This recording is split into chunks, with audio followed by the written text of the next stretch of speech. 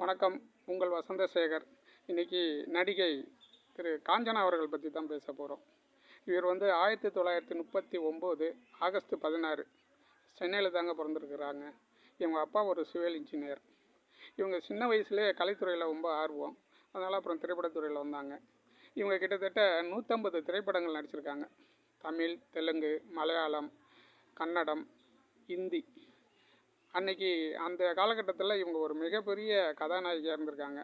தமிழெல்லாம் ஏகப்பட்ட கதாநாயகர்களோட இவங்க நடிச்சிருக்காங்க.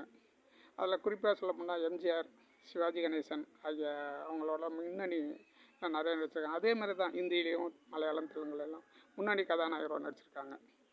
இவங்க அப்படியேப்பட்டவங்க கல்யாணமே திருமணமே பண்ணிக்கலங்க. இவங்க ஒரு காலகட்டத்தில் சினிமாவை விட்டு ஒதுங்கி இருக்கும்போது சில சொத்து பிரச்சனைகள் வந்தது. அப்போ இவங்களோட சொத்தெல்லாம் அவங்க சொந்தக்காரங்களாம் அபகரிக்க நினைக்கும் போது இவங்க அவங்களோட சண்டையிட்டுக்கிட்டு அப்புறம் ஒரு ஆசிரமத்தில் போயிருந்தாங்க.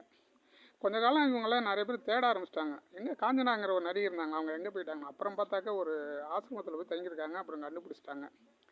அப்புறம் எல்லாரும் சமாதானப்படுத்தினா இருந்தால் கூட அவங்க வரல.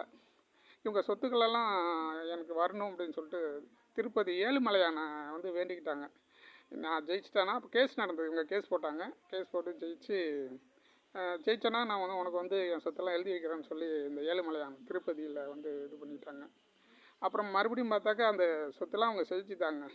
இந்த ஜெயித்தனால சென்னையில் இப்போ இருக்கிற பத்மாவதி தாயார் இருக்கு இல்லைங்க, அந்த கோயில் அந்த இடத்த இந்த அம்மா தான் கொடுத்தாங்க.